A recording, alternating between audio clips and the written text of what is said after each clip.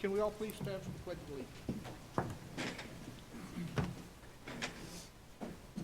I pledge allegiance to the flag of the United States of America and to the republic for which it stands, one nation, under God, indivisible, with liberty and justice for all.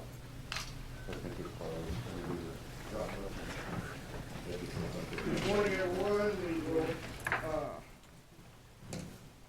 proceed now with roll call. Here. Good morning, everybody. Well, starting with Chair and Vice Chair. Chair Walter Miller, Here. Vice Chair Judge Samaniego, Morning here. Mayor Antonio Araujo, Here. Senator Cesar Blanco, Representative Rudy Cruz, Here. Senator Joseph Fernandez, Thank you. Cervantes, excuse me, Alderman Dino Coronado, Trent Doolittle, Here. Representative R. Fierro, Representative Mary Gonzalez, City Manager Tommy Gonzalez, Here. Well, pretty good time. Representative Cassandra Hernandez. You're in Yvette front of the Hernandez. poll, sir. No.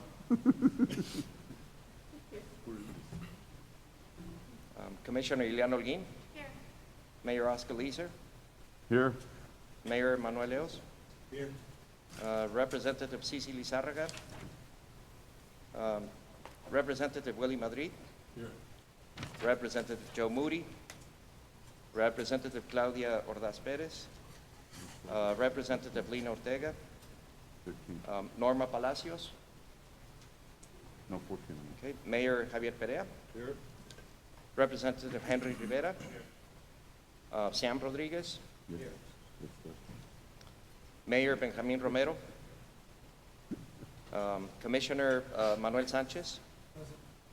Ellen Smythe. Tomás Treviño. And Mayor Diana Murillo. Thank you. We have quorum, sir. Thank you. Okay, our first item, we can now have public comment. Public comment.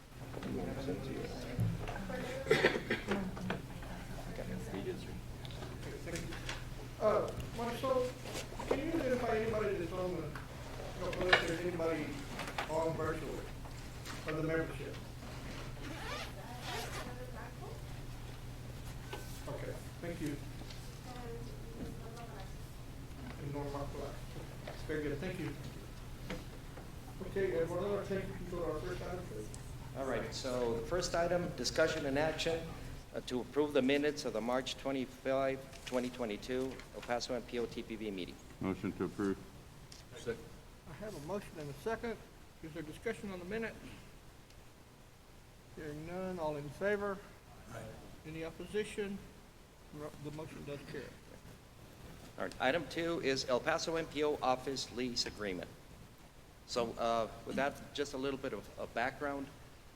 We finally got a lease negotiated with the landlords. There was not a lot of issues, but unfortunately the negotiation, the conversations took a little bit longer than we really hoped. I'll just give you the basics. If you recall, back in February, we gave you the sort of like the parameters that we're going to be using to negotiate the agreement, which were basically we're looking for a short term, in this case 24 months to a year. And the basic or the starting rent would be $19.55 per square foot.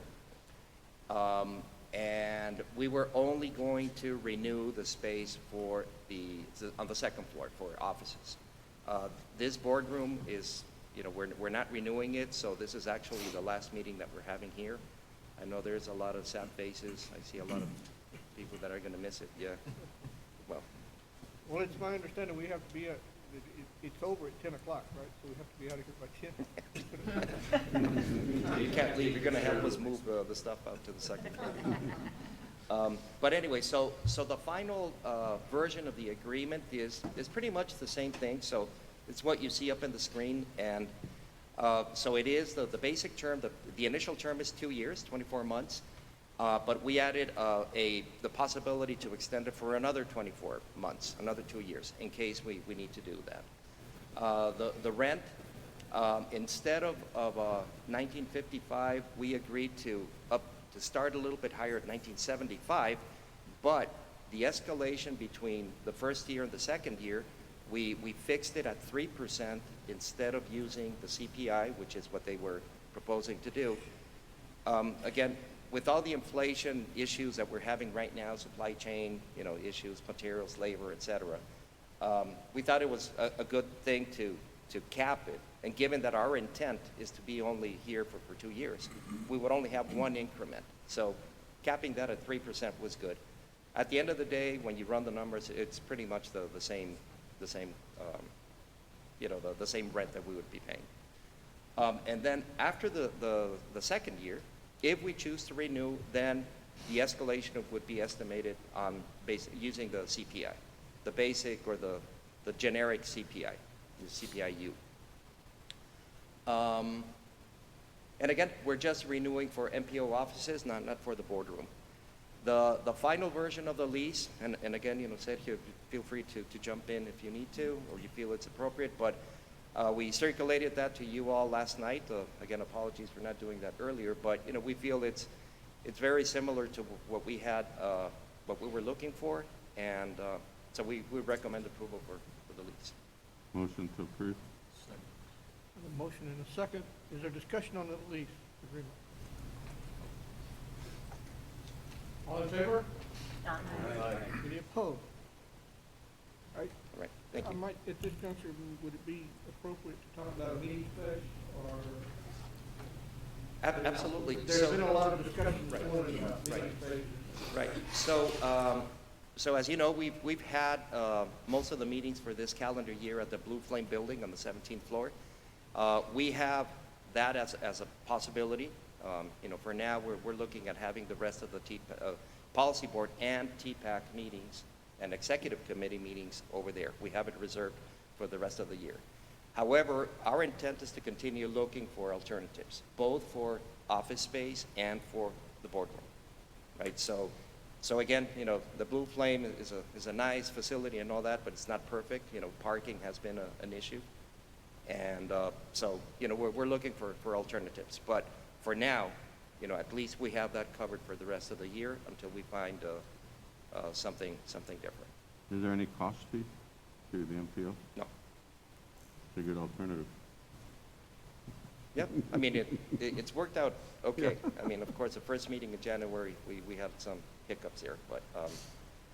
But again, the intent is to continue looking. And knowing what we know now, after what we learned when we were trying to renew and look for space earlier last year, calendar year in 2021, 24 months is not a lot of time. So by the time we start looking and finding a good space, if renovations to that space need to happen, the lead time to get those done is pretty large. So our intent is to start immediately looking for space. Thank you. Item number 3. Item number 3, amendments to the amended Destino 2045 Metropolitan Transportation Plan, NTP, and Destino 2021-2024 Transportation Improvement Program, TIP, for A, increase FTA 5310 funds for the Federal Transit Administration, FTA 5310, El Paso Urbanized Area Grant 2020, Project Amistad, DBA Amistad Project. B, increase FTA 5310 funds for the FTA 5310 El Paso Urbanized Area Grant 2021, Project Amistad, DBA Amistad Project. And C, revise project limits for the ITS Infra at Zaragoza Bridge of the Americas POE on-system project. Mr. Chair, we recommend that, or ask if we could take items A and B together because they're very much related. So with that, do we have Jeff Howell with a brief introduction? Yes, thank you. Good morning, Chair and TPB members. Jeff Howell with the MPO. Item 3A on the agenda, as mentioned, is to amend the amended Destino 2045 MTP and the 21 to 24 TIP in order to increase the FTA 5310 funds for the 2020 grant, which is for Project Amistad. This was originally programmed in the MTP and the TIP back in January of 2021. with an amount of $616,019. Since there was a delay in the approval of the 21 to 24 tip, this was unable to be added into the most recent STIP revision back in November. Upon further review of the available apportionment and what was programmed for that particular grant, a balance of $18 was still remaining. With that, MPO staff did coordinate with Project Amistad to update their application documents accordingly, and if approved, the available funds would be increased by $18 to a new total of $616,037. And due to this amount, this would be an administrative amendment to the STIP, and TPAC did recommend approval of this item. Also, item 3B on the agenda is to amend the amended Destino 2045 MTP and the 21 to 24 tip in order to increase the FTA 5310 funds for the 2021 grant, which is also for Project Amistad. This was originally programmed in the MTP and the tip back in January of 2021, also with an amount of $616,019. Since there was a delay in the approval of the 21 to 24 tip, this was unable to be added into the most recent tip revision also. At the time this was originally programmed, the amount that was provided was an estimated amount based on the apportionment tables, and they weren't, the apportionment tables were not available during the call for projects. Now that the apportionment tables have been approved and are available, the amendment is to update the available funds to match the 2021 apportionment. If approved, the available funds would be increased by $7,516 to a new total of $623,535. Similar to the previous item, MPO staff did coordinate with Project Amistad to update their documents, and due to the amount, this would be also an administrative amendment to the STIP. And TPAC did recommend approval of this item also back on April 6th. And that concludes my presentation. As requested, we are going to take items A and B, 3A and B together. Is there discussion regarding this item? These two items. Do you have a motion on these items A and B? Motion approved. Second. I have a motion and a second for the discussion. Hearing none, all in favor? Anyone opposed?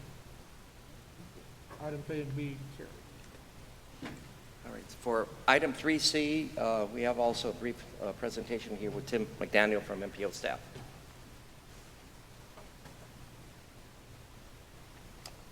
Good morning, Chair and members of the board. Tim McDaniel with the MPO. This project is to install intelligent transportation systems at the Boda and Zaragoza ports of entry and is programmed for the fiscal year 2022 of the 21 to 24 STIP. The MPO received a request from TxDOT El Paso District and the City of El Paso to extend the project limits to provide border wait time and bridge incident information at strategic alternate routes along Interstate 10, Loop 375, and US 54. This will allow the traveling public to make better informed decisions and potentially improve mobility through the region. If the amendment is approved, the project will need to be submitted to the Texas May STIP revision, which is the last available revision for fiscal year 2022 projects. Due to this urgent modification, the MPO will be conducting an abbreviated public comment period, and MPO staff and TPAC both recommend approval. With that, I'm here for any questions. Just wondered, there's a request to increase the project limits. What about the project budget? It should be the same. To be the same. And Mr. Chair, this is related to the $32 million that the City of El Paso was able to receive from the legislature. So this is the on-system portion that needed this. Well, it's actually a technicality, extending the limits that needed to go through the process. But it's exciting that finally this project is, after this amendment is processed, the project is scheduled for letting in August. That's on the on-system, right? So we're excited that we're finally getting that done. Move to approve. Second. Motion and a second. Further discussion? All in favor? Aye. Any opposition? The motion does carry. All right, so item number 4, it's New Mexico Department of Transportation, Transportation Project Fund, TPF, fiscal year 23 project applications. And Harrison Plord will have a brief introduction. Good morning, Chair, board members. Harrison Plord with El Paso MPO. The MPO staff conducted this project call from February 18th to March 18th of this year, and we did receive 4 draft application from 3 entities in New Mexico, obviously. At this point, the MPO does have the opportunity to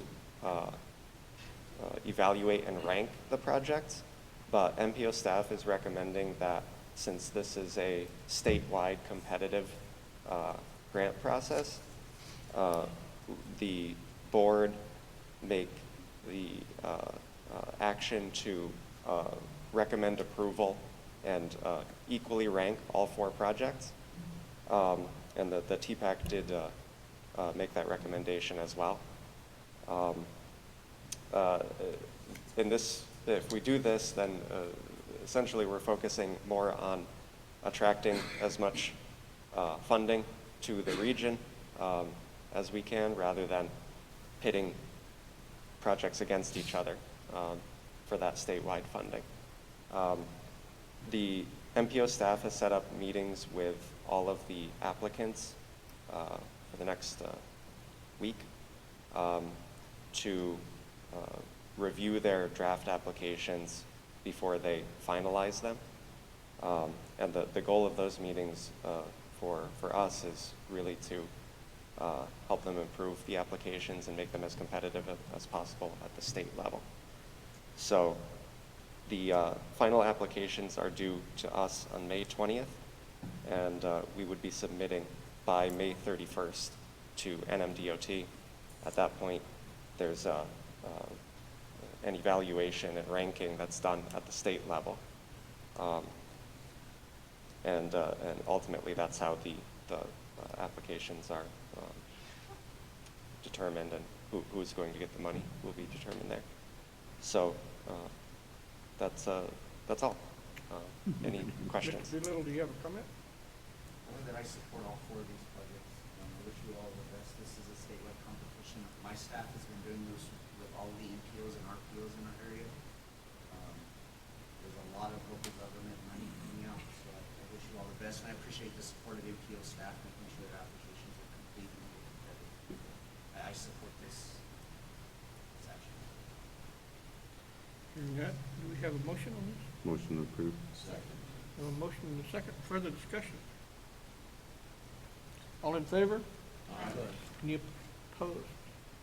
No opposition, the motion carried. All right, so items 5, 6, and 7 are all requests that we received for letters of support. So starting with number 5, letter of support for the City of El Paso fiscal year 2022 Mega and Infra Grant application for the Downtown 10 project. Let me give you a little bit of background on this. This letter of support is for an application that the city will provide to these 2 new actually these are federal programs. Mega is one of the new programs that is available now after the IIJA, the new or the bill, the infrastructure bill. Infra is a program that has existed, but now we have the ability to submit one application that will be used to apply for the several of these projects or programs. I'm sorry. So in this case, all we're asking is the authority to provide a letter of support for the application. With that, I don't know if Yvette or Sam or Mr. Gonzalez, you guys want to add anything, but of course, we recommend, to give us the authority to provide that letter of support. All right, No, separate. This would be just for item number 5. we do have public comment on this. Go ahead.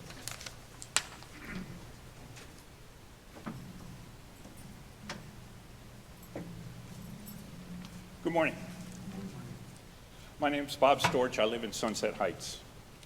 There is nothing modern about downtown 10. It is more the same old thinking of faster is better and capacity for cars is the priority. Calling it anything but destructive is dishonest. It will bring more congestion, pollution through the heart of our city, already divided by an unnecessary highway. Truly modern urban transportation designs eliminate or reduce inner-city highways. Modern progressive policies prioritize safety and quality of life. Modern urban plans connect neighborhoods with transit and complete streets where people can safely walk, bike, and drive. Streets where people live and local businesses thrive. Urban highways increase congestion and pollution, destroy neighborhoods and reduce property values. Frontage roads induce unsustainable sprawl, promote big box stores and chain restaurants that suck money out of the local economy. Demanding our fair share of state or federal transportation money to build a bigger highway is not equity. It promotes injustice. It perpetuates the racist policies that created the highway in the first place. There's no question that cross-country and cross-border trade is important to El Paso. It does not, however, all have to go through downtown. Downtown 10 will not make El Paso better. Let's really rethink I-10's modern purpose and value for our community. Divert through and dangerous freight around the city with a bypass. Reduce congestion in the city by enhancing the existing street grid. Build complete streets to improve livability and economic development. Prioritize transit, multimodal, and neighborhood connectivity. Doubling down on a wider 20th century highway will not make El Paso a modern 21st century city. We can and must do better. Thank you. Thank you, Mr. Stewart. Is there anybody else? Discussion. I do have some questions, if I may, Mr. Chair. Thank you. Can we get a little bit more information on the grant amounts that are being requested? And then also, I'm wondering how this works with TxDOT. As I understand, TxDOT doesn't yet, or they haven't finalized the alternatives. So part of the letter is very specific about what the grant funds would be used for, but I guess I'm a little bit confused. If we don't even know what the final alternatives are through TxDOT, how can we include all of this information? And how is that going to be included in the City of El Paso grant? So how would that work with TxDOT?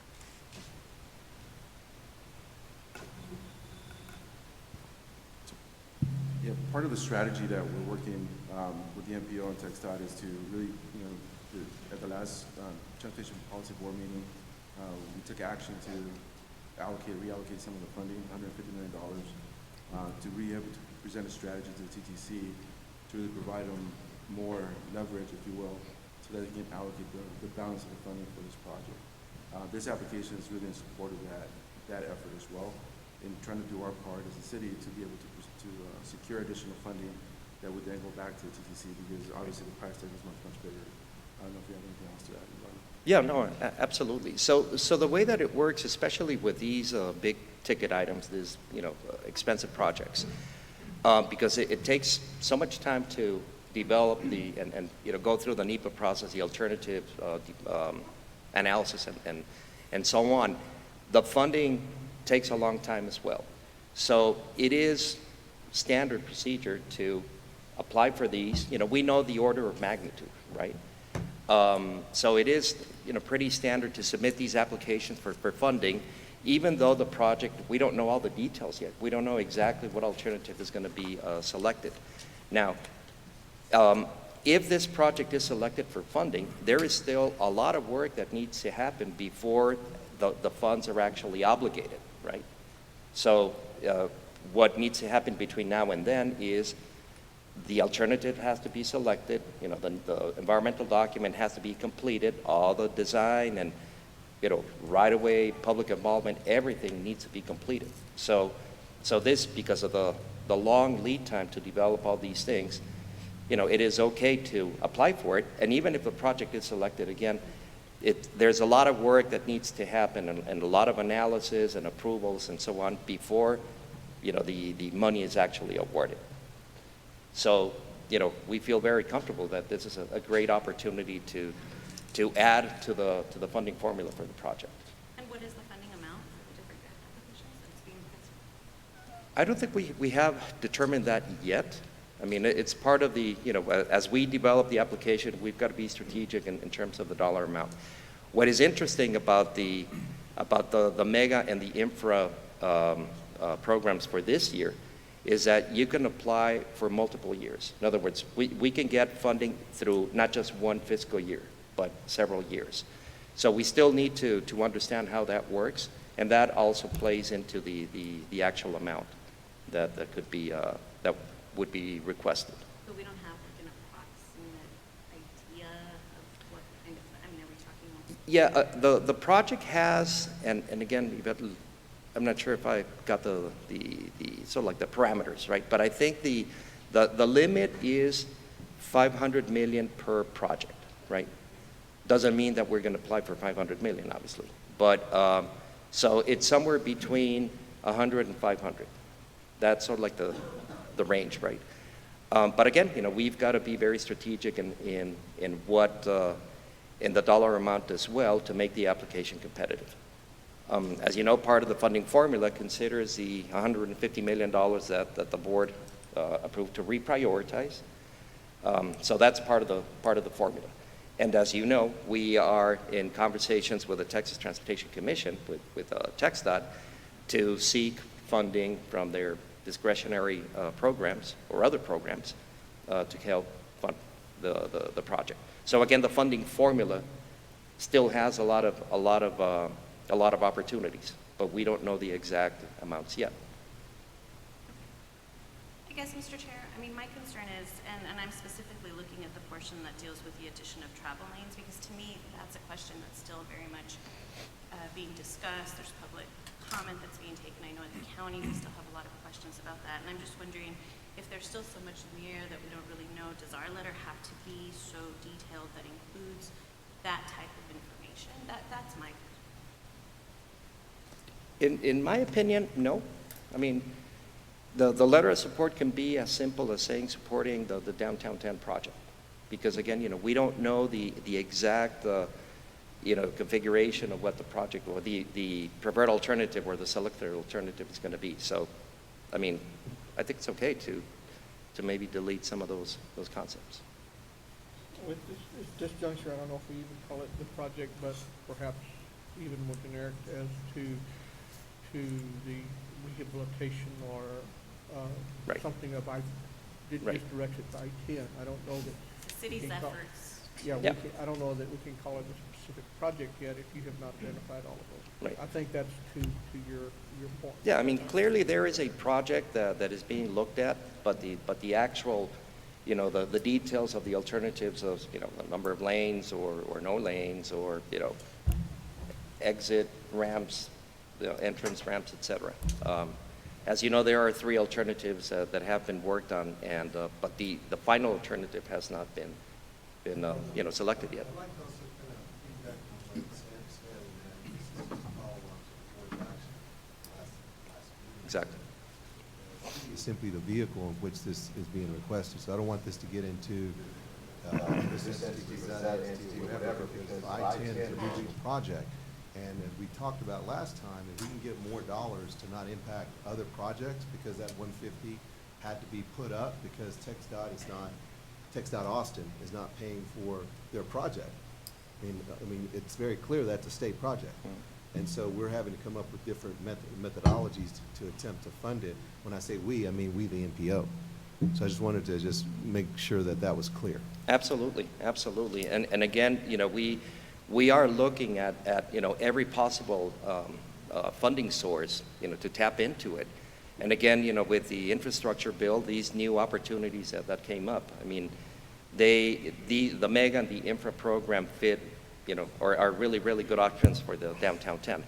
But you're absolutely right. We're looking at all these different options so that, hoping that we don't have to put more local money into it. And right now, the Can I- 150 is pushing back projects. So obviously, if we can augment that, and again, we, meaning the MPO, if we can augment those dollars, we can maybe bring some of those projects back sooner rather than later. Correct. So I don't know why we wouldn't go after dollars as an Absolutely. MPO at the federal And I'm level. not suggesting that we don't. No, I didn't think- say you were. Yeah, I was and just referring to. I think the city, certainly I wouldn't want to limit the city's ability to apply for any additional funding. My point is just, I feel like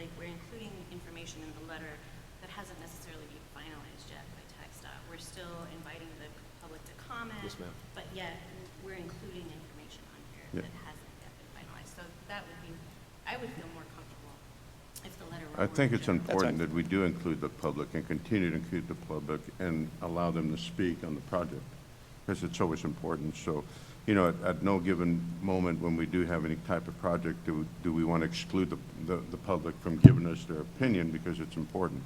One of the things that I think it's really important, I think Mr. Gonzalez kind of touched on it, is, and you talked about it, there's 3 options. We don't have to use any of the 3 options. Right now, we're looking at moving forward with the funding, moving forward with the support, knowing that there's something needs to be done in the very near future. So at the end of the day, we look at 3 options. It doesn't mean that's going to be the final option.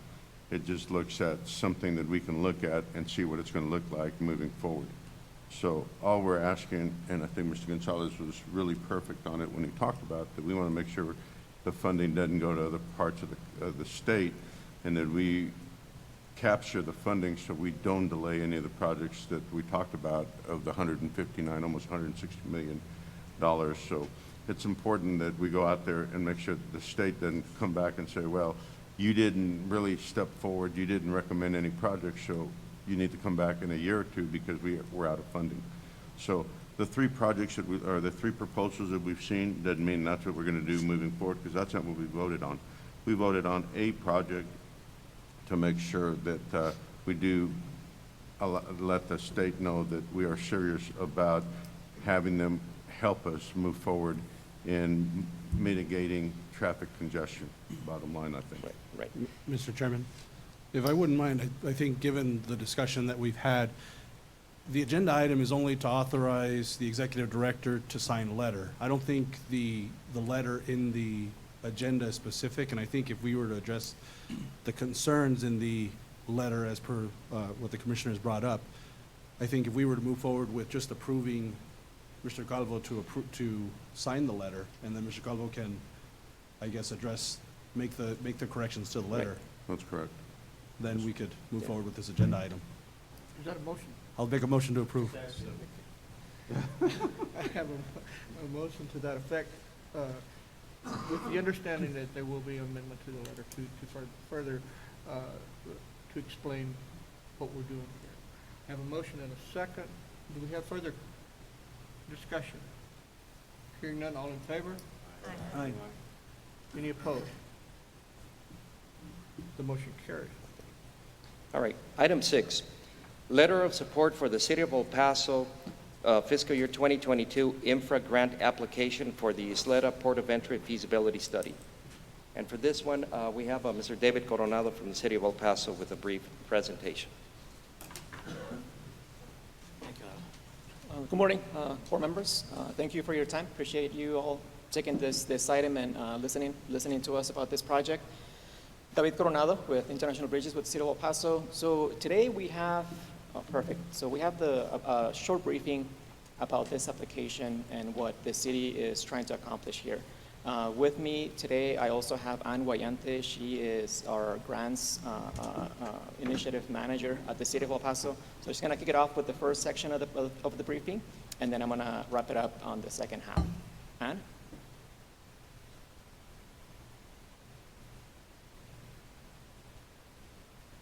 I think you're on mute, Ann.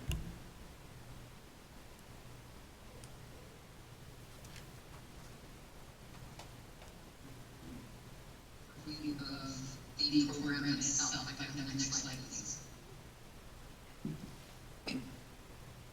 So the infra grant that the City of El Paso was requesting is part of a larger multimodal projects program offered by the Department of Transportation. The infra grant is an existing program, and as the board mentioned earlier, that's being included now the mega grants and another program called the Rural Grant Program.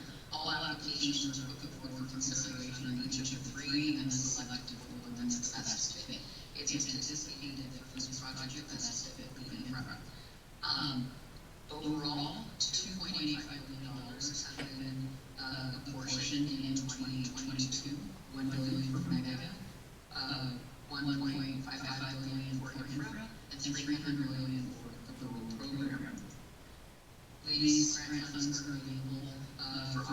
construction only through September 2024, and we are looking at an application deadline for all programs as of the 23rd, with awards anticipated this fall.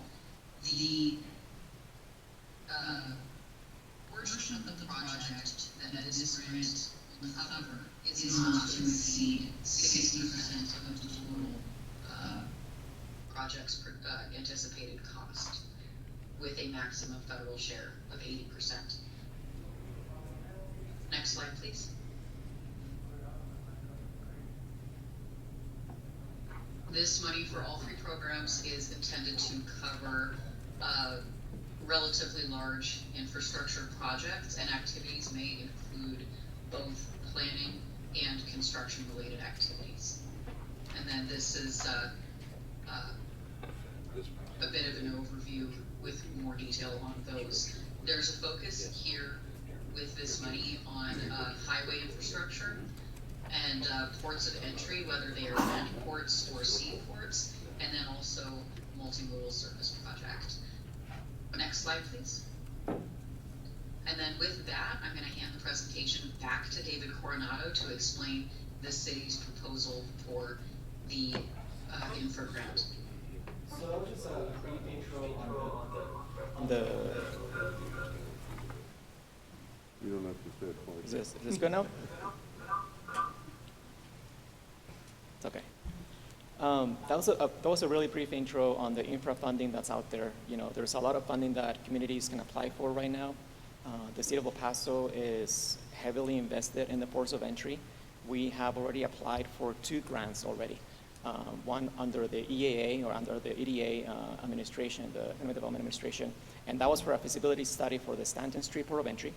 The second one was for a construction project at the Isleta Port of Entry for pedestrian improvements. And so both projects or applications, we came to you all, you know, supported our efforts and authorized Eduardo to provide us with a support letter for those 2. So this is the 3rd application we're pursuing right now for the ports of entry. Go to the next slide. With this one, we want to look at the Isleta Port of Entry and modernize it, expand it, essentially blow it up and rebuild it from scratch, right? With new technology, new infrastructure, additional lanes for capacity, for queuing, to help not only vehicle traffic, but also cargo and pedestrian improvements. And so, you know, this is just a brief summary as far as just the volume of trade and essentially crossings that cross through the El Paso port. El Paso is by no means a small port of entry. We rank 2nd in personal vehicle crossings. We rank 2nd in pedestrian crossings and 3rd in cargo crossings. You know, in 2021, close to $85 billion of trade moved between Juarez and El Paso. And so when we have disruptions like the one that we had just last week, or a couple weeks ago, it's a huge impact to not only the economy in Texas and in the U.S., but also locally, right? About with maquiladoras, with logistics operations, things like that in the region. A day, that $85 billion a day, that translates to about $120 million of just commodities moving back and forth. That includes machinery, equipment, appliances, engines.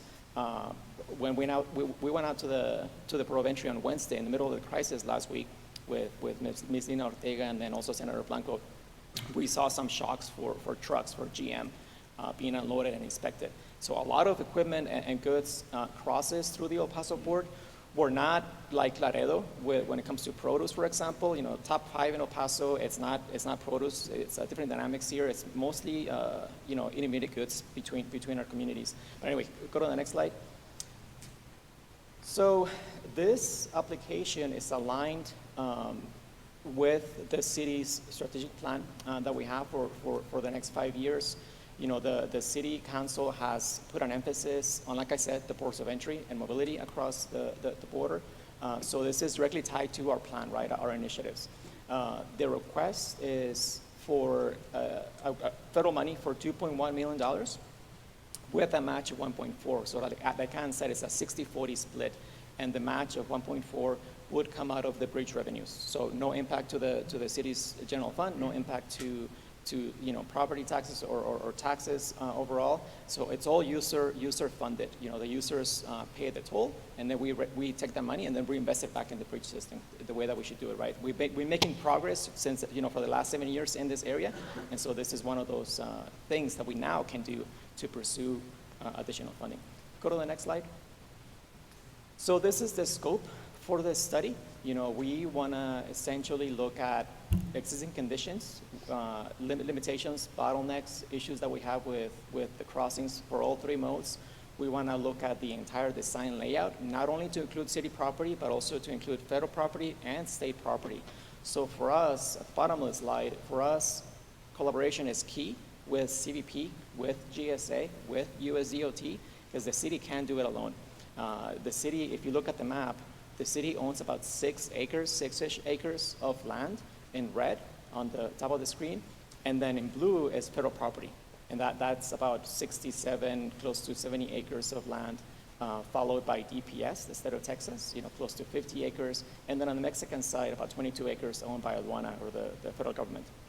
So overall, the city has a relatively small footprint here. We also own the actual structure itself. But again, we need to work with the agencies, right, to look at the entire port of entry, not just the city's piece. So we are taking the initiative. We are leading this effort. We have support from CBP and GSA. They have committed essentially at the local level that they'll work with us on this feasibility study. And again, you can see the list: dedicated bicycle lanes, dedicated bus lanes, additional lanes, looking at the improvements that we can make within the DPS and the USDOT inspections.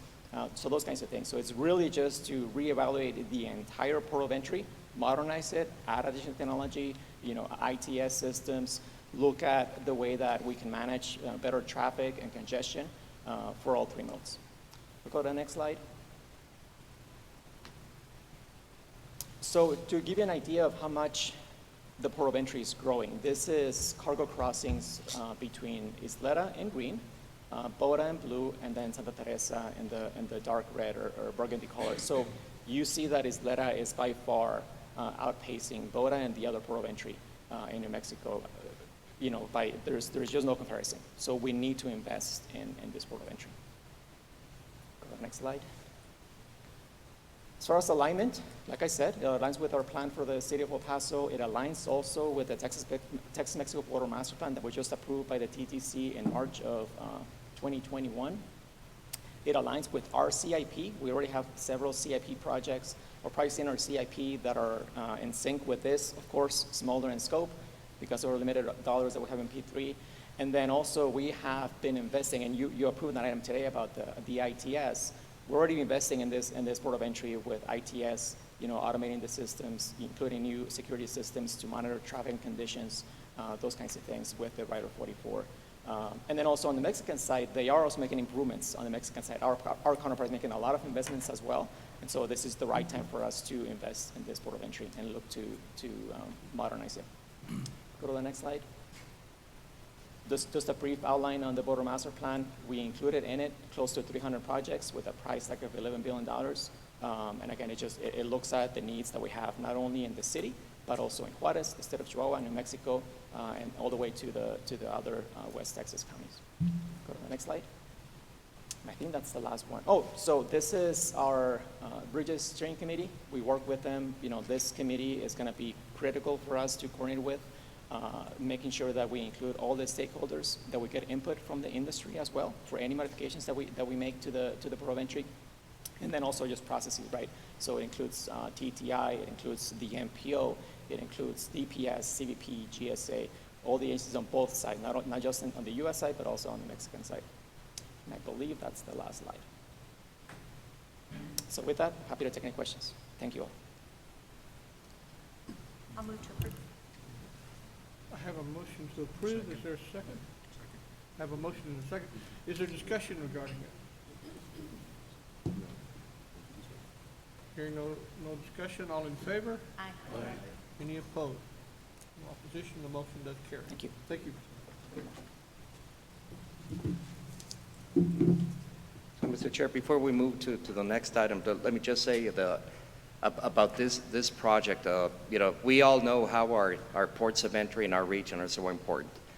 We were very lucky to receive that announcement about the investment of the Bridge of the Americas. We're still waiting to see what's going to happen, right? But we need to improve the Zaragoza port of entry as well. Happy to hear also that Santa Teresa is also looking at improving the facility as well. So we work as a system, right? So yeah, all of the bridges, all of the crossings need to be improved so that we remain competitive against the other regions. So, you know, obviously we support this idea specifically for this application. And let me just say one more thing. It reminded me of David's the last picture about the International Bridges Steering Committee. When we had the action taken by the governor to inspect 100% of all the trucks coming in through the bridges, the crossings in the state of Texas. That committee mobilized, and it was incredible to see how everybody worked together to try to figure out a way. So you had the local CBP, I mean, of course, the city of El Paso, you had, you know, the truckers, you know, the private sector as well, the freight forwarders, everybody that participates in that committee working together to figure out how to, you know, resolve the mess that was created.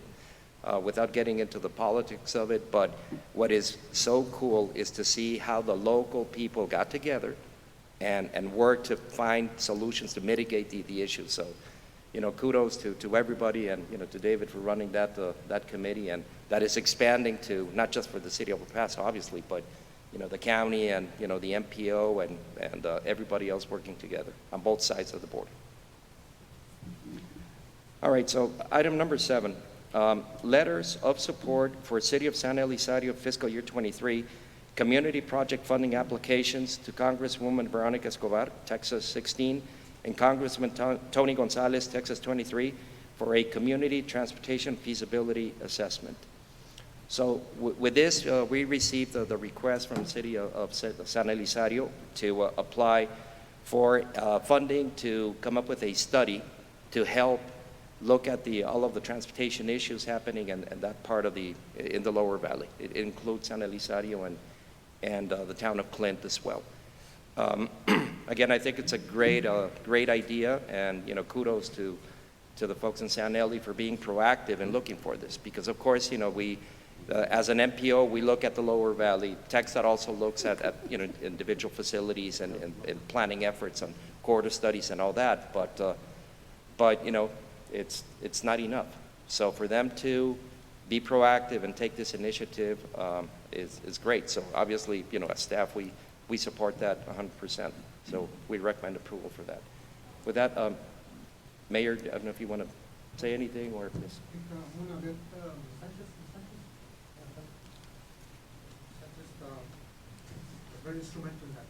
Mayor Perea has a presentation also. No. That's the presentation. Oh, I'm sorry. No. Shall I turn the floor over? Good morning, Chair, TPB. Thank you, Mayor. Maya Sanchez, City Administrator for the City of San Elizario. It's a pretty simple, straightforward request. Since the city's inception, MPO's decisions have lightly touched the City of San Elizario and the town of Clint. As most of you know, we have not had a project within any of the planning documents to date. So we know that in order to do so, we need to put this very important transportation and street feasibility study in place so that we can plan for future inclusion in MPO decisions. In our communities, as most of you know, the industries that are predominant are rural and transportation, simply because of our proximity to I-10 and the Tornillo Port of Entry. So the equipment and vehicles that traverse our streets exacerbate the damage to our tiny little country roads. So besides being qualified for MPO projects, it will allow us to seek other funding to address our smaller streets that are also in dire need of maintenance and improvement. So I want to thank Commissioner Holguin and State Rep Mary Gonzalez and Senator Cesar Blanco. They have all been instrumental in supporting our efforts to date. I also want to thank Congresswoman Veronica Escobar, because we're in District 23, so it was a natural request of our congressman, but because congressional offices are limited to the number of items that they can support, Congresswoman Escobar expanded her requests for inclusion to the entire county of El Paso.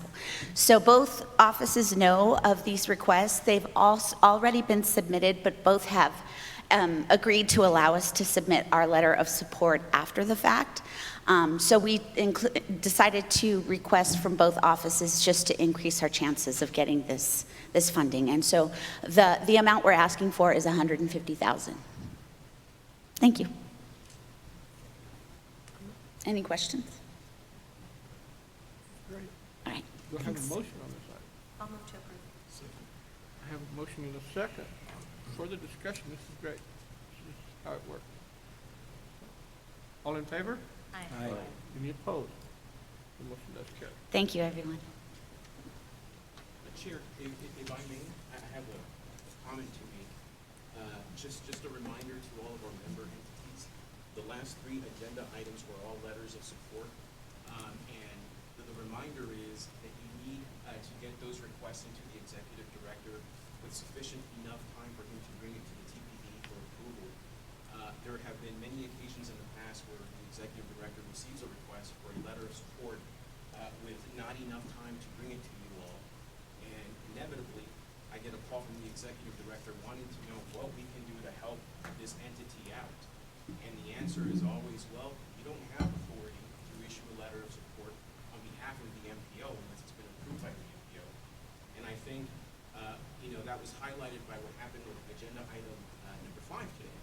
After bringing it to you all and after you all considering it and discussing it, the letter is going to be revised. So just a reminder, you need to get your letters of request in with enough time for him to bring it to you all for your approval. And if you submit a request and we're not able to bring it to the TPD, you're not going to get the letter. So just an FYI. I think that's called a scolding. I was going to say thank you. But a nice one. It was very nice. It was a nice one. To address that, we did not even find out about these opportunities until last Wednesday, and the application for Congressman Gonzalez was due that Friday. So I do apologize for the tardiness. You're not the only one, so don't worry. So for the record, what do you consider? Well, it has, we need to have time to post it on the agenda, so, more than 72 hours. That's it. And in the past, we have had special meetings, to accommodate a request, so we certainly, and we've gotten creative with some of the letters, and I won't go into that right now, but a letter of support from the MPO needs to be approved by you. And, that's the way it is. How do you like that? Bad cop, good cop. Thank you. Thank you, Sergio. All right, so let's move on then to reports and discussions. Item number 8, update on the use of Federal Highway Administration funds transferred to Federal Transit Administration, FTA, for Sun Metro projects. And here, I believe we have a Sun Metro with a presentation.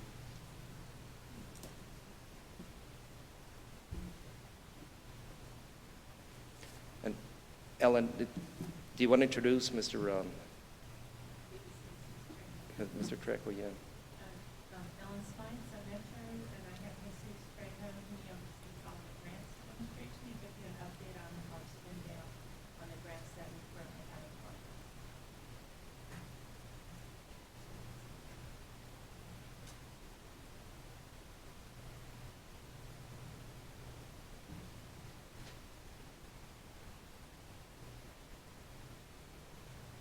Do we have mine?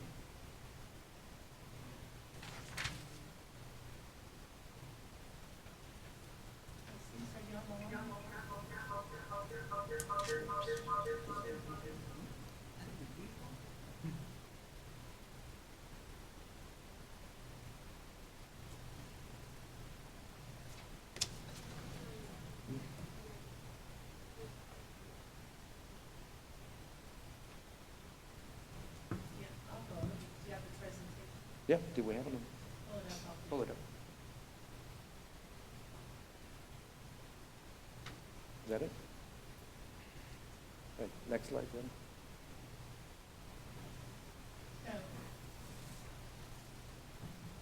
On the screen in front of you is the CMAC and FTA transfer operating assistance. You can see that it's broken down. Oh, on my screen. The Alameda Brio, the Dyer Brio, the I-10 mitigation, and when our total funding. You can see the federal award, the match for the total amount, and how much we've expended versus the remaining balances. So you can see the Alameda Brio. Oh, my screen keeps disappearing. Right here. That looks good. Okay. The Alameda Brio has a remaining balance of 1.4 million, and then the Dyer Brio has 2.7. These amounts were contingency money. So the original scope of the project was completed under budget. And the way that the FTA rules work is they don't want the money back. They're like, oh, we finished on time, we finished under budget, and we have money left over, and they're like, don't send it back. There's no pipeline to send federal money back. So basically they say find something else to spend the money on. But with the little asterisk, that it has to be in the same scope of the original project. So it's not like you can use I thought, well, we'll improve all the sidewalks for the entire Dyer corridor, right? And they're like, no, it has to be within a quarter of a mile of one of your new Brio bus stops. So there's a lot of back and forth right now with what's an acceptable project and what's not an acceptable project. And so we're trying to be creative and not just like spend the money to spend it, but actually spend it on meaningful projects. And so that's the two on both of those Brios that it's like a good news, bad news. Good news, we finished under budget. Bad news, now we got to figure out how to spend the rest of the money within the criteria. And then the I-10 mitigation, there's just a little bit of money left on that. That was the CMAC money. During the construction of the I-10 Connect, there was a lot of construction, especially on the west side, that had clogged up the freeways, and so we were given money to provide alternative routing for buses on the west side. The construction now is complete, and so again, we're trying to work within the requirements on what's an acceptable use of this funding since the construction's finished. So that's why it takes a little bit of time, but we are working actively with the correspondence with the FTA on projects that are amenable. Next slide. Okay, and this is on our engine rebuilds and bus purchases. So this is actually the equipment part of the operations of Submetro. You can see that the engine rebuilds is to rebuild engines and transmissions in order to improve basically the pollution, the CO efficiencies. And so the project funding was awarded at 1.4 million. We've used $1 million, and we still have 482,000 left. And of course, we have a fleet of almost 200 units, and so we'll use that money up in just a little bit more time. The additional listing over here on bus purchases, we have the CMAC money as well as our local match. And so what we've been doing on that one is buying the buses. We have 12 on order right now for a balance of 6.584 million. And so one of the issues here is the supply chain. We order units and they don't come in, So of course we can't pay for them. And so we're kind of in the pipeline waiting for the delivery of many of these units. And that's the same problem that all of the car dealers and all of the heavy equipment right now, you just can't get the parts. And so all of these are in progress. And so we expect to expend the funds here as soon as the delivery comes in. And I think that's it. Is there another slide? Yeah. Good. Any questions? What if you need a place to put some of that extra money? Right. Honestly, yeah, maybe we should talk because it's harder than you would think. It's harder than because it's a scope, and if you have to just, you guys have worked with the feds as longer than I have, so. Mr. Chair, if I could add to that. So, the initial request that we made to Submetro to update on this was that we saw that there were some unspent balances on these FTA transfers. And, as you know, the origin of the FTA transfers is a CMAQ program that we control, right? And, but, since we started working with Ms. Mike and the new administration with Sun Metro, we obviously brought it to, as an area of concern, the money is sitting there, we need to spend it. They've done a really good job in reprioritizing it and working with all of bureaucracy to make sure that the money can be spent too. So, we wanted to brief the board on this. The other thing, as you mentioned, that's important to understand, when you apply for a CMAQ grant from the MPO, it's for a specific project, a specific scope, right? So you cannot use the money to do something that is not within that scope, because that scope is supposed to reduce emissions by doing a certain action, whether it's a project or the purchase of buses, whatever it is, right? So if you say you're going to buy a bus, you cannot use that money just for operations or something like that. So, we have to work with that ugly side of the bureaucracy. So, so we just wanted to brief the board on that, and hopefully we can get more of those dollars expended soon. So thank you for that. And just for the record, today's my 2-year anniversary at Sun Metro. I hope you've noticed a little bit of difference. Some gray hair. Thanks, Wallace. We've noticed, no, Ms. Smythe, we've noticed every day, it's just not today. So Okay. I thought I'd let you know that. And to correct you, you said none of the things you said that was important. Everything you said was important, not just those 2 things you talked about. Just thought I'd throw that in. All right, so item number 9 is a New Mexico freight plan update.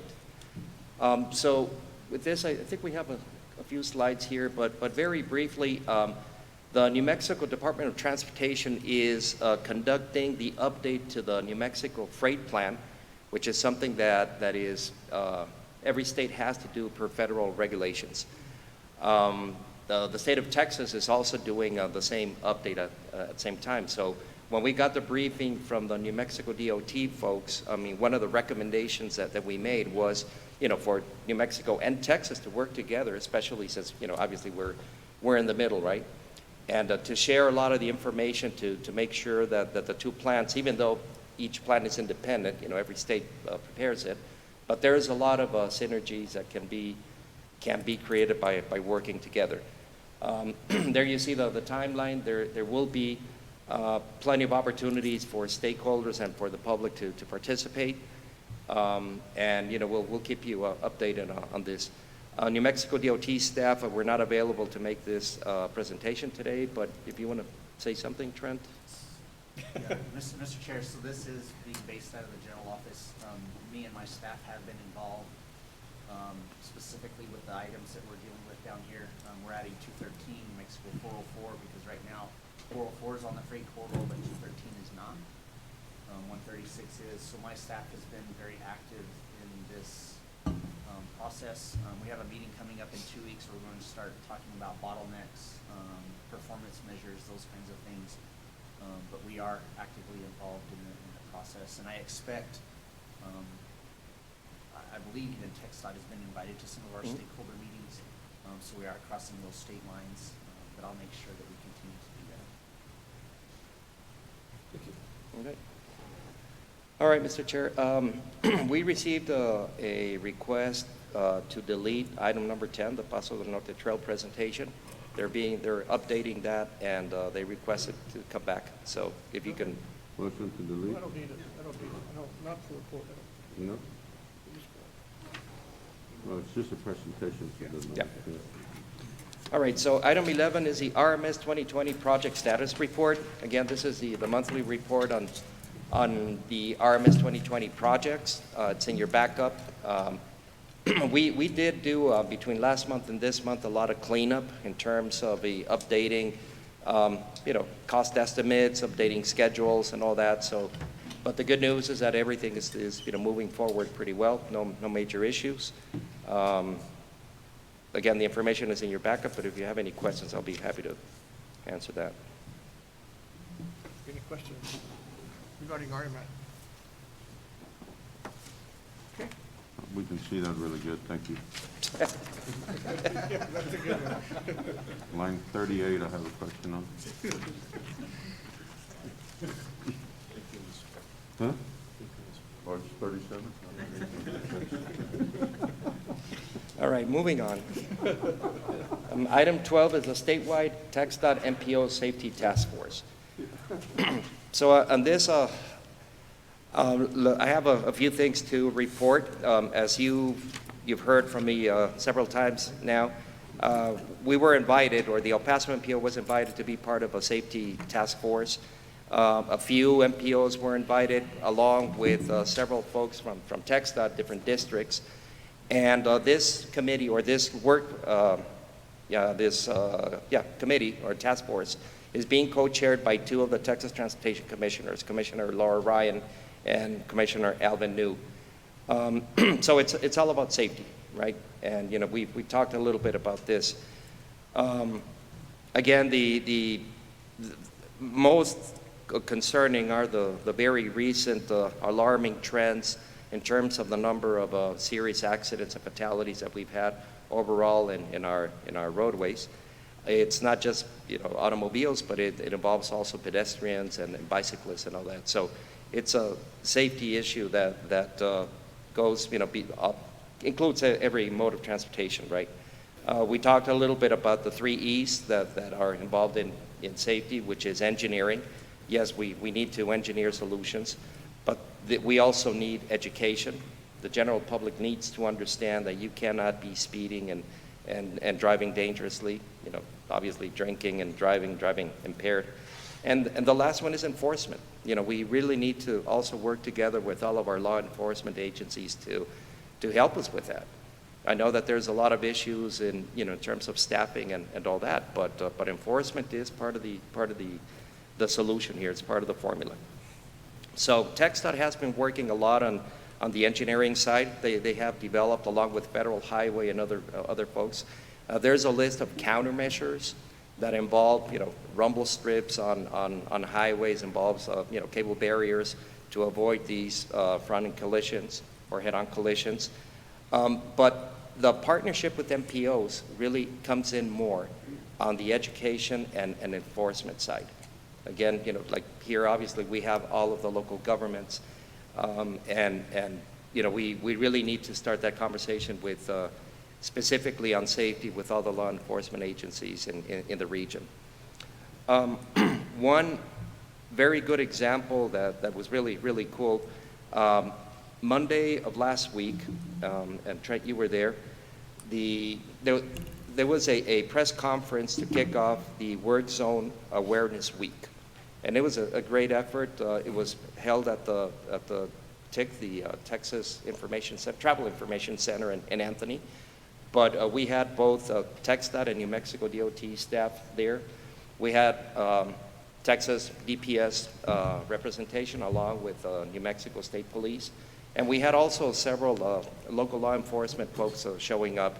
And again, it is very specific to Work Zone Awareness Week, right? But of course, we need to expand this not just for work zones and not just this week, right? It's what about the other 51 weeks of the year? So that's good. It's it's just a drop in the bucket that we're doing about awareness. But we really need to do a lot more in terms of education campaigns and work with our local law enforcement to see what we can do to put more units, more people in on the roads. I mean, it's obvious that all of us, slow down when we see, blue and red lights on the freeway. So, we've got to work in a way of increasing that. The commission, in the last meeting that I attended earlier this week, they are considering providing some funding to the MPOs to develop a safety plan, a comprehensive safety action plan. We talked here earlier, we're not ready to recommend, creating an ad hoc committee yet, but now that there is more funding, we're developing a scope of work, and we're looking at the Texas Transportation Institute to come in and help us with that. So, you know, we were ready to move on with planning funds. You know, obviously we haven't come here to the board for approval. But it's good news. The commission providing all MPOs with some funding to develop, you know, these plans. So we'll keep you posted on that. So locally, every TxDOT district has to develop their own safety plan. So TxDOT, the El Paso district already has one. But we really haven't seen that. You know, we haven't really worked together. So part of our work would be to incorporate what TxDOT is doing as far as the safety, their safety plan.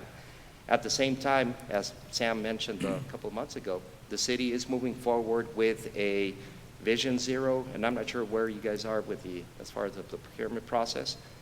That's actually being awarded next week, or recommended for award for council next week. Excellent, great. So that consultant or that effort, you know, we need to coordinate it so that we bring, you know, the TxDOT plan, we need to bring the city plan, and also try to expand it to the entire region.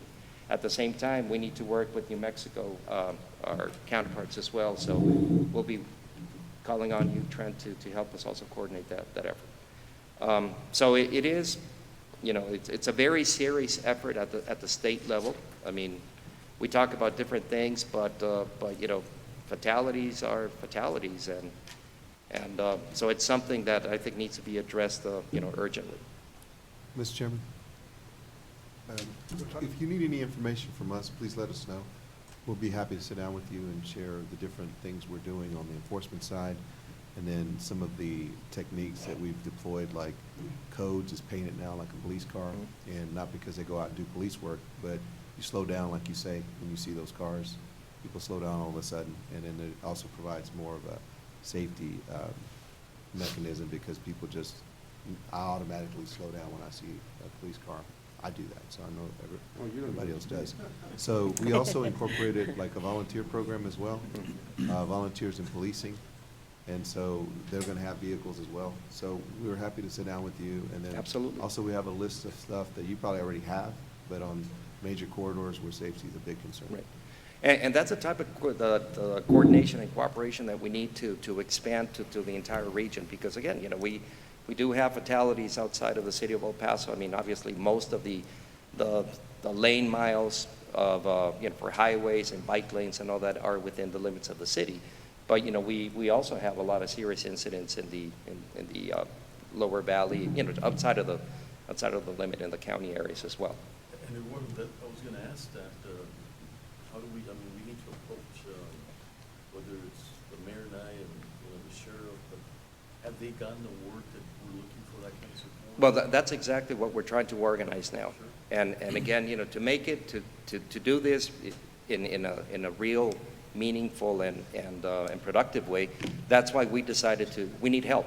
And you know, TTI has done this in the past, and you know, we need help in organizing this committee as soon as we appoint it, to run meetings, to you know, prepare minutes, action items, and really to help us, you know, follow through. And also the advantage of getting somebody like TTI is that, you know, they work at the state level, right? So we don't need to reinvent the wheel. There may be some countermeasures, whether it's engineering or education programs or whatever it is, that are very successful in other areas that we can bring in. You know, we don't need to reinvent everything. And at the same time, whatever we develop here locally could be useful in other, call it border areas, or, you know, areas of our different, you know, same size or whatever. And we're really fortunate, for example, the constables, they're excellent for that, because they'll, you know, they've got a little bit more flexibility. So whatever we could do from the county to support that enforcement component, we're really good. You know, what I'd like to add, really, really good, and I see that, and you see very few cars going fast. When they have their safety corridors and fines double in all safety corridors, and I think Trento can tell you, because you'll notice that in those areas, very few people speed because they almost pay twice as much. So I think those are something we can learn from New Mexico that they do a really good job on. Great. I want to just piggyback off of all the great comments that everybody's been mentioning. As you all know, El Paso in general is a very unique city, county, and in the surrounding areas. We represent every single law enforcement agency in the U.S. Here in our county, we're very unique. I mean, from FBI, DEA, Border Patrol, Customs, and all the surrounding municipalities. I feel that this was long overdue, and I'm glad to be part of the board right now that's going to initiate this effort because, again, in the state of Texas, there's only 3 federally recognized Indian tribes. We are very fortunate to have one of those in our county, and I think alongside our counterparts, we need to start working with those agencies as well. I want to tell you that as a representative from the city of Socorro, we do show a great interest in being part of the collaborative effort between all the municipalities, the county of El Paso and the city of El Paso. I think that, again, we're very unique in the roadways that we possess. You'll be traveling 70 miles an hour on I-10, then you'll head down Nuevo Hueco, and then you'll hit roads that reach miles per hour in the range of 30 to 40. So yes, we are a very unique city and county. We have officers who are mounted on horseback. We have officers that are mounted on ATVs. We have officers that are in SUVs. And if you all remember, it wasn't too long ago that there was people affected down in the lower valley where a police chase began down in the city of Socorro. It then entered the city of Horizon. It then entered the county of El Paso. Then they believe it ended in the city, if I'm not mistaken. So yes, this was long overdue, and I'm glad that these efforts have already begun, and I'm very happy to be part of this board during this initiative. But Socorro does show a great interest. Just keep that in mind. Thank you all. We get anything further? Director's report? All right, so item 13 is the Executive Director report. Just a couple of things. The Texas Transportation Commission meetings. So starting with March 31st, Chair Miller and I attended and participated at the committee, at the commission meeting, provided comments during the meeting, and I don't know if you want to just... Anybody that can go, they forget we're out here, and they were receptive, but it just seems like that it's a whole lot easier for the rest of the state to get to Austin, so they don't see us as much, and so anytime you get an opportunity to go to a commission meeting, it's very easy to comment, just so they hear our name again. Right. So that was the March 31st, and then earlier this week, the April 19th, a special meeting that was dedicated to safety. That was Tuesday afternoon. So, I was there. I was also, sitting there as part of one of the members of a task force that I was referring to at the last item. And then the April 20th regular meeting, which was held on Wednesday, there were 3 of us speaking again in front of the commission, Mayor Pro Tem Peter Schwarzbein, Ian Vogelweed from the Chamber, and myself. We were there. And again, encouraging everybody to, as the chair said, to participate, and we'll let you know when are the more critical times to be there. But it really looked good that we have more people there speaking about El Paso and showing up. It's good that the commissioners know us and participate in other activities that are not just directly to funding, right? It's not show up to gimme, right? I would encourage everybody that goes and speaks to continue to offer an invitation to visit El Paso, and we would be glad to host you, and we just need to stay in front of them like that. Exactly right. So that takes me to the next point, which is the I-10 Texas Corridor Study. This is, again, a study that the TxDOT is putting together, is initiating for the entire length of I-10, from the New Mexico state line to Louisiana. So there's a steering committee that's overseeing the entire study, but then they also split the corridor into 3 pieces: west, central, and east.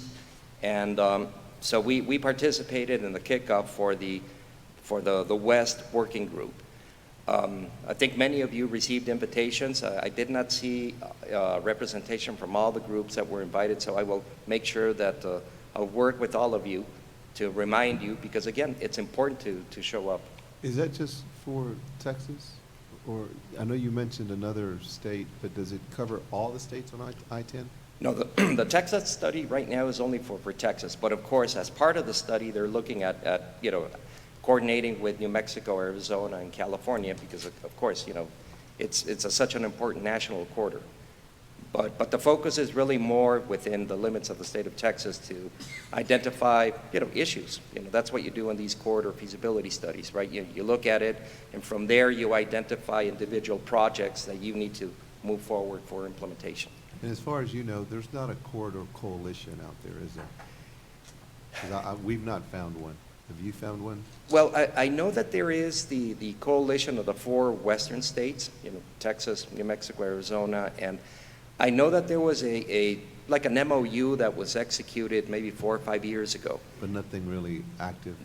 I don't think it's very active. Okay. Even if it exists, they're not very active. Thank you. Mr. Chair?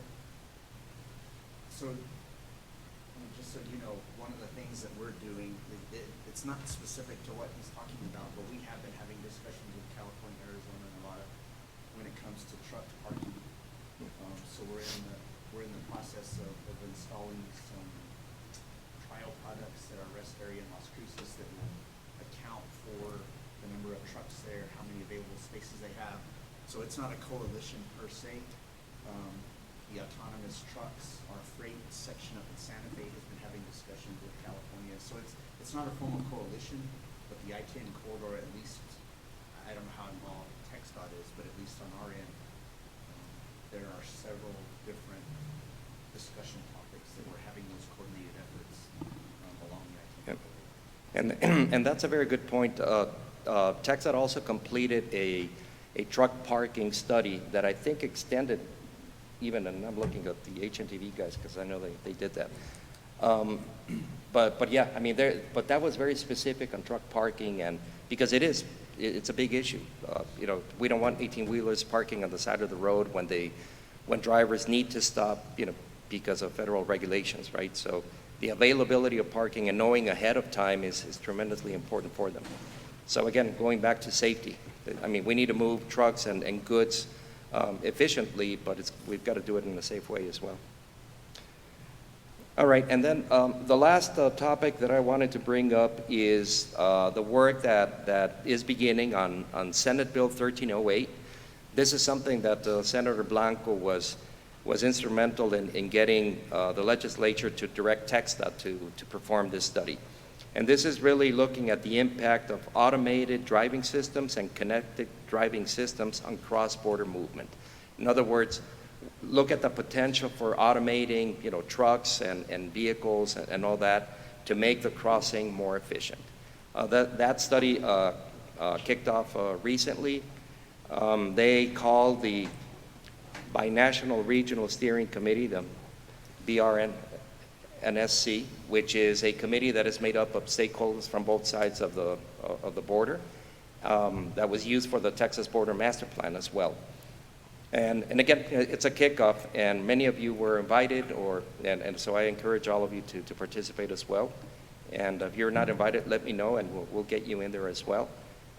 So again, it's an interesting study to see the potential of using automated and connected vehicles.